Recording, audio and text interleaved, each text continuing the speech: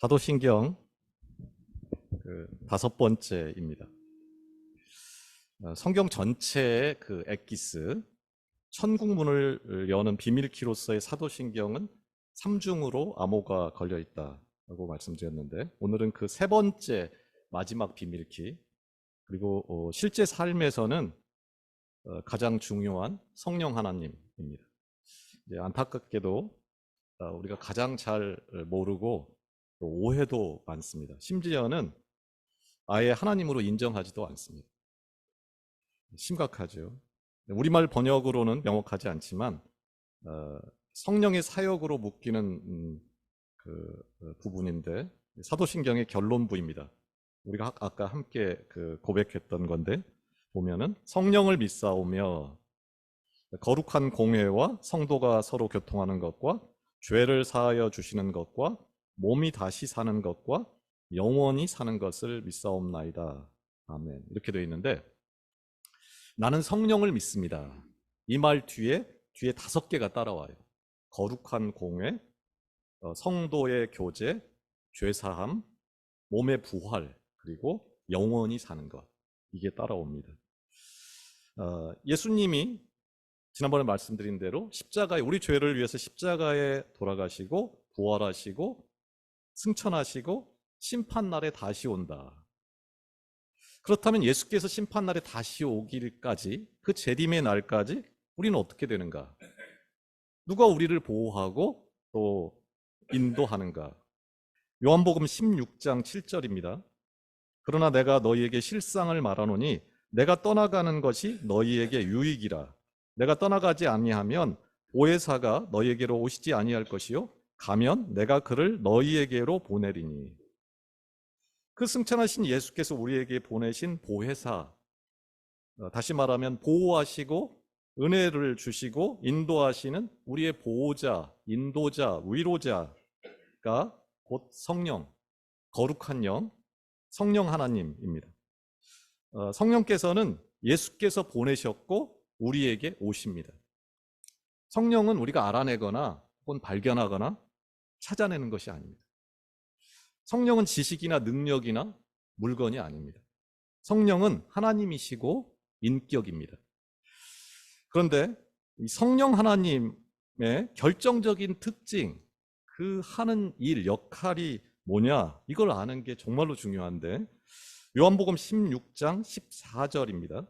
그가 성령이 예수께서 하시는 말씀입니다. 그가 내 영광을 나타내리니 내 것을 가지고 너희에게 알리시겠습니다. 그러니까 성령께서는 오셔가지고 자기 자신을 드러내고 자기 자신을 높이는 하나님이 아닌 거예요. 오직 예수를 증언하고 예수의 영광을 나타내고 예수 안에만 영원한 생명이 있다는 것을 드러내는 분입니다. 이 부분을 기억하는 게 정말 중요합니다. 예수가 구원자요 하나님이다. 오직 예수를 통해서만 구원을 얻고 영원한 생명을 얻게 된다. 그걸 알게 하는 게 누구냐면 성령님의 역할입니다. 이단 교주들을 보면은 자기가 보혜사다, 그런 말을 굉장히 많이 하죠. 그런데 그러면서 자기 자신을 드러냅니다. 그러나 보혜사는 자기 자신을 드러내는 게 아니고 예수의 영광을 드러내는 분입니다. 이걸 기억한다면 사실 이단에 빠질 일이 없습니다. 금방 분별이 되는 거거든요. 말씀드리던 성령님은 인격입니다. 성령님은 하나님입니다. 내가 성령 받았다, 혹은 내가 성령님을 받아들였다, 성령님이 오셨다 하는 거는 뭐냐면 성령을 내가 하나님으로, 내 삶의 주인으로 모셔드렸다 하는 것을 말하는 것입니다. 성령의 인도하심 안에 나를 맡긴다 하는 것입니다. 우리가 병원에 가서 의사가 하라는 대로 다 따라서 하잖아요. 왜 그렇습니까? 그 사람이 나보다 병에 대해서 훨씬 많이 알 거라고 그렇게 생각하고 또 그 말을 따르는 게 나한테 좋을 거다, 그렇게 믿는 거지요.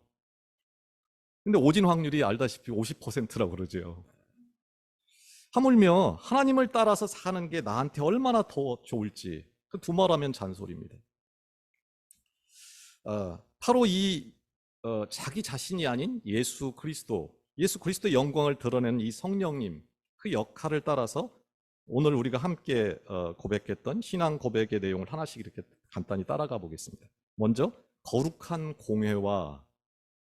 공회를 믿습니다. 이렇게 하는 건데 여기서 공회 좀 어려운 말이죠. 공회. 근데 이제 공교회라는 말이기도 하고 영어로는 이게 카톨릭 교회입니다.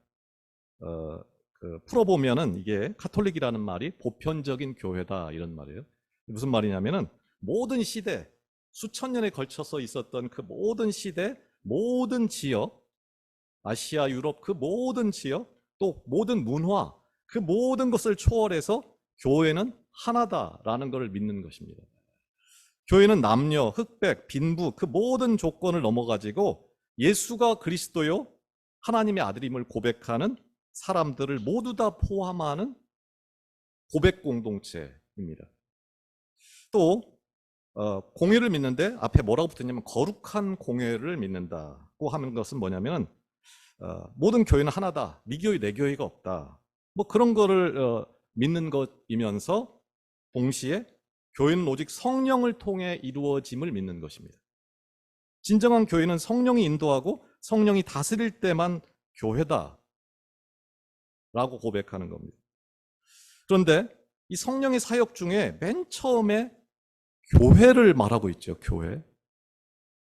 영원한 생명도 아니고 죄사함도 아니고 교회를 맨 처음에 얘기합니다. 그 이유는 교회는 사람이 만든 게 아닙니다. 교회 설립자는 성령입니다.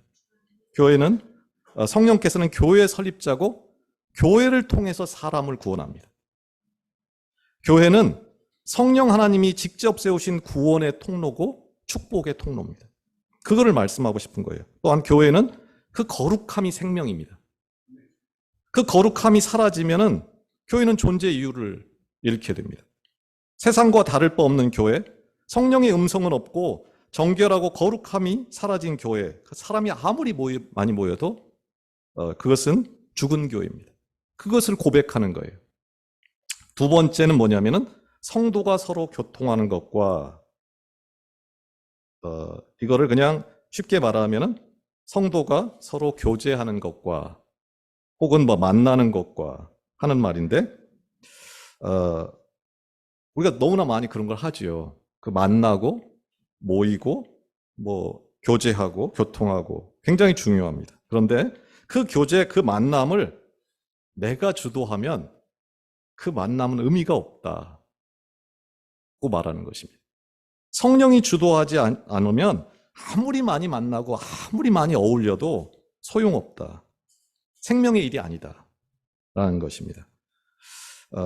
성령 안에서 이루어지는 성도의 교제, 그것을 통해서만 하나님의 구원의 역사가 이루어진다. 라고 우리가 고백하는 것입니다. 만남 이후에 내가 누굴 만났는데, 성도들 간에 만났는데, 만남 이후에 드러나는 것이 예수가 아니다. 그 열매가 예수가 아니다.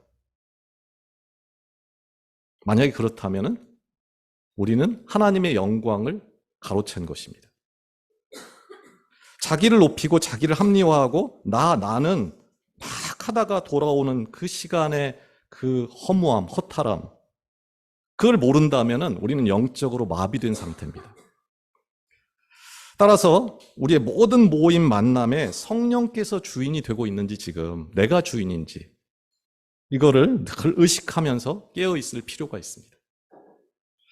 세 번째는 죄를 사하여 주시는 것과 그걸 믿는 거예요. 성령이 하시는 일 중에 핵심이 뭐냐면은 죄를 깨닫게 하고 심판이 있다. 그걸 알게 하는 겁니다. 죄를 용서받고 죄에서 떠나기 위해서 맨 먼저 해야 되는 일이 뭘까요? 그게 죄라는 것을 깨닫는 겁니다. 코로나로 우리가 코가 마비된 사람이 많았지요. 냄새를 못 맡습니다. 어떤 분이 그러는데 몸에 암세포가 들어오면은 감기에 걸리지 않는답니다. 몸에 완전히 그 독한 놈이 들어오면 나머지 걔네들은 마비돼 버리는 거예요. 그런 기운들은 작동을 안 하는 모양입니다. 죄도 마찬가지입니다. 요즘 들어 내가 마음에 찔리는 일이 없어, 별로. 남이 커 보이는 게 아니고 내가 더 커 보여. 웃음보다 인상 쓰는 일이 더 많아져. 감사보다는 원망하는 일이 많아져. 위험한 상황입니다. 영적으로 마비된 겁니다. 성령님과 멀어진 상태입니다.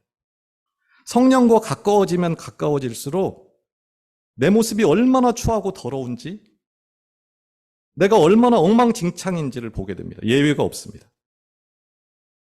그런가 하면은 죄를 사하여 주시는 것과는 뭐를 고백하는 거냐면은 하나님께서 용서하지 못할 죄는 없다. 그거를 믿는 것입니다. 예수 그리스도의 십자가의 피가 용서하지 못할 죄는 없습니다. 이건 용서할 수 있다. 근데 저거는 용서 못해. 그런 마음이 내 안에 드는 것은 내가 하나님 자리에 앉은 것입니다. 성령 하나님께서 하시는 말씀은 아주 단순합니다. 모든 죄는 사함을 받는다. 그것이 나의 죄든 남의 죄든 마찬가지입니다. 다음으로는 몸이 다시 사는 것과 영원히 사는 것을 믿습니다. 이렇게 고백합니다. 우리는 영혼 불멸을 믿는 것이 아닙니다. 영혼뿐만 아니라 몸이 부활하고 영원히 사는 것을 믿는 것입니다. 우리는 몸을 중요시합니다. 몸을 성령이 거하는 장소로 믿고 그 몸의 부활을 믿습니다. 몸으로 짓는 죄, 몸을 더럽히는 죄, 입으로 하는 악한 말, 손과 발로 짓는 죄에서 떠나야 한다. 마음뿐만 아니고 몸을 통해서도 우리의 겉과 속이 다 하나님을 높이고 건강해져야 된다 하는 것입니다. 사도신경의 결론은 앞에 여러 가지 죽음의 이야기가 나오는데 마지막에 두 구절이 살고 산답니다. 몸의 부활, 몸이 다시 살고 영원히 산다. 살고 산다. 이거를 확실히 합니다. 사도신경은. 죽으면 끝이라는 사람하고 죽는 게 끝이 아니야 라고 그 죽음 이후의 그 상황을 명확히 확실히 알고 있는 사람들의 삶은 완전히 달라집니다. 세상에 나한테 다가오는 모든 사건들을 보는 시각이 100% 달라질 수밖에 없습니다. 제가 많이 설교 중에 하는 이야기인데 요즘엔 스포츠를 제가 거의 볼 시간이 없는데 옛날엔 정말 많이 봤습니다. 스포츠 하이라이트나 스포츠 재방송. 내가 응원하는 팀이 이미 승리한 것을 알고 보는 스포츠 재방송. 그 편안함. 그러니까 아는 사람은 알 겁니다. 근데 내가 영원히 산다는 것을 확실히 아는 사람은 그것과 비교할 수 없는 평안을 누리게 됩니다. 그런데 이 부활, 다시 산다. 그것은 뭐가 먼저 이루어져야 된다는 것을 말하냐면 죽어야 된다는 것을 먼저 말하는 것입니다. 몸이 썩는 게 먼저예요. 육체의 일을 죽이고 욕망을 죽이는 게 먼저라는 거예요. 세상과 타협하는 것이 아니라 세상과 다르게 살 수 있어야 됩니다. 왜 사도신경의 마지막이 부활, 영생인가? 그것은 그 확실한 미래를 보증받을 때, 그 성령을 통해서 보증받을 때 우리가 이 죽음 같은 현재 조롱을 받고 예수 믿는다는 것 때문에 조롱받고 멸시받고 비웃음받고 그 고독함, 그 모든 것을 넉넉히 이길 힘을 여기서 얻을 수 있기 때문입니다. 그 부활과 영생에 대한 확실한 보증, 그 보증으로 내 가슴, 내 삶에 오는 게 누구냐면 성령입니다. 성령. 부활장. 성경이 굉장히 많은 이야기들을 하지만은 부활에 대해서는 그렇게 많은 이야기를 하지 않거든요. 영원한 생명에 대해서는. 근데 부활에 대한 이야기로 가득 차 있는 소위 부활장이라는 게 어디냐면은 고린도전서 15장입니다. 고린도 13장은 잘 아시죠? 사랑장, 사랑은 오래 참고. 고린도 15장은 부활에 대한 얘기로 가득 차 있는데 부활의 그 부활장의 끝부분 결론이 어디냐면 58절, 굉장히 긴 장인데 58절이 이 부활에 대한, 왜 부활을 알아야 되는가 하는 거에 대한 결론을 말해줍니다. 58절입니다. 그러므로 내 사랑하는 형제들아, 견실하며 흔들리지 말고 항상 주의 일에 더욱 힘쓰는 자들이 되라. 이는 너희 수고가 주 안에서 헛되지 않은 줄을 알미라. 헛되지 않다는 거예요. 그거를 알면은 모든 수고를 기쁘게 할 수 있다는 것입니다. 그런데 이 5가지 고백, 우리가 했던 이 5가지 고백은 말로 끝난다. 그렇게 끝날 일이 아니고 매일매일 점검되고 내가 살아내야 하는 것들입니다. 그런데 그게 말처럼 쉽지 않지요. 따라서 성령 하나님의 도움이 끊임없이, 그 인도하심이 끊임없이 필요하다. 그 능력이 필요하다 하는 것입니다. 많은 경우 우리는 하나님 자체보다 뭘 구하죠? 하나님의 도움, 하나님의 능력을 구합니다. 우리에게 필요한 게 뭐냐면은 하나님이 아니고 하나님의 능력입니다. 인간적으로 한번 바꿔보냐면 아버지가 아니고 아버지의 돈이 필요합니다. 똑같지, 우리도. 돈만 주고 간섭은 노. 빠지라는 겁니다. 우리의 모습을, 그 시각을 바꾸지 않으면 우리는 계속 그 모양 그 꼴로 살 수밖에 없다. 성령 안에서 살지 않으면, 내 힘으로 살면 결국은 다시 빈털터리가 된다라는 것입니다. 이제 정리를 합니다. 예수 안에만 안식이 있습니다. 그걸 알게 하는 분이 누구냐면 성령님입니다. 교회도, 성도의 교제도, 죄사함도, 몸의 부활도, 영원한 생명도 모두 성령의 인도하심 안에서만 누릴 수 있고 알 수 있습니다. 마음껏 돈 쓸 수 있으면 그러면 진짜 소원 없겠다. 이 여자 저 여자, 이 남자 저 남자 다 마음대로 자유롭게 만나면 좋겠고, 가정을 내 마음대로, 직장도 내 마음대로, 모든 거를 내 뜻대로 하면 가장 행복할 것 같다. 그렇게 생각하는 사람도 있겠지만 잠시만 좀 생각해봐도 그 끝에, 그 행위의 끝에 뭐가 기다리고 있을지 너무나 분명합니다. 성령에 대해서 들어본 적이 있어. 그게 중요한 게 아니고 오늘 본문처럼 그분을 따라 행할 때 내 마음, 내 뜻을 내려놓고 그 성령의 음성에 귀를 기울일 때 오늘 본문은 보장하는 게 있어요. 정말 놀라운 일이 벌어진다, 내 삶에. 그게 갈라디아서 2장 22절에서 23절입니다.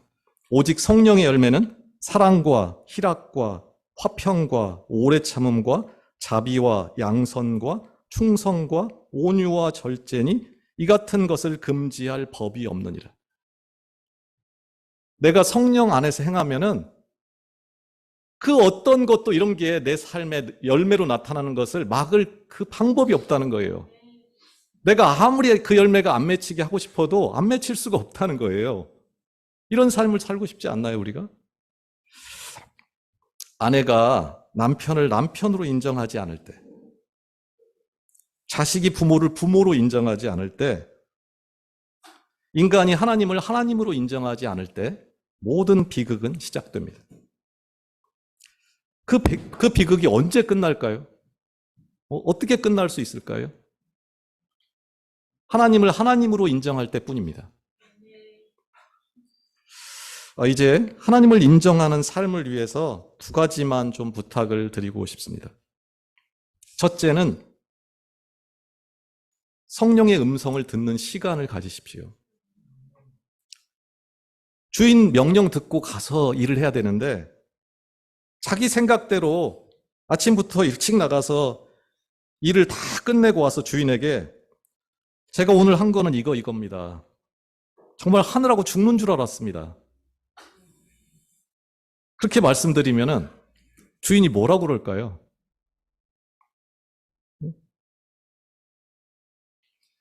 하나님의 말씀을 듣고 가서 일해야 되는데 자기 혼자 너무 엉뚱하죠.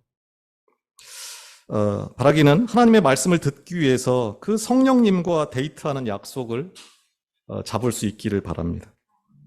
사람마다 좀 조정하면 좋겠지만은 뭐 성경 2장 좀 맞나요? 기도 20분. 이거부터 시작하면 좀 어떨까 싶습니다. 사람마다 줄여도 되고 조금 더 늘려도 되고 이미 이것 이상 하는 사람은 더 해도 좋고. 기도가 힘드시면은 이제 저희 교회가 인쇄해서 드렸던 기도문 있죠. 그 기도문을 반복해서 읽으셔도 충분합니다. 성령님은 우리 인생이 만날 수 있는 가장 위대한 선물입니다. 내 삶을 그 열매 가득한 삶으로 정말 송두리째 바꾸고도 남을 능력의 하나님입니다. 이거를 꼭 기억하시기 바랍니다. 둘째는 바로 오늘부터 성령을 따라 행하십시오.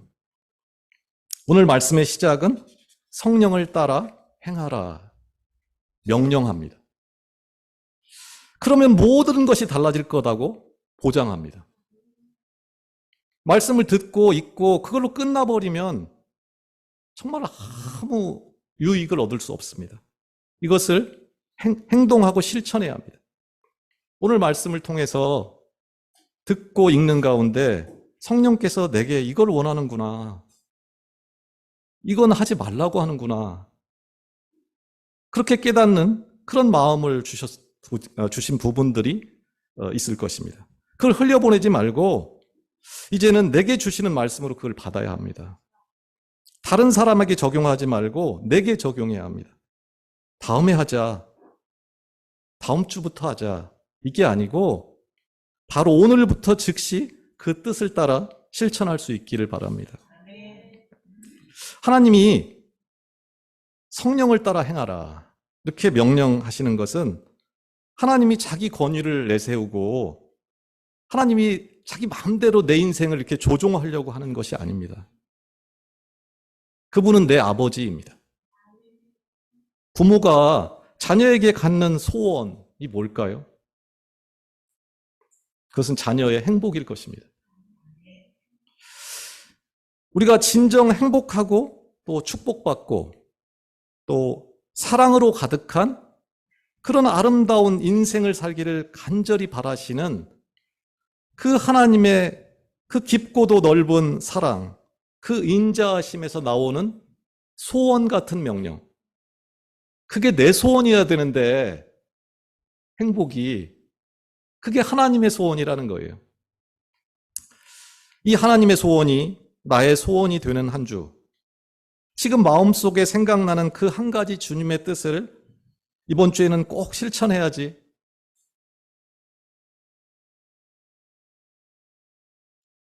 하고 그것을 실제로 순종함으로 얻는 기쁨, 그 기쁨을 마음껏 누리는 한 주가 되시기를 축복합니다.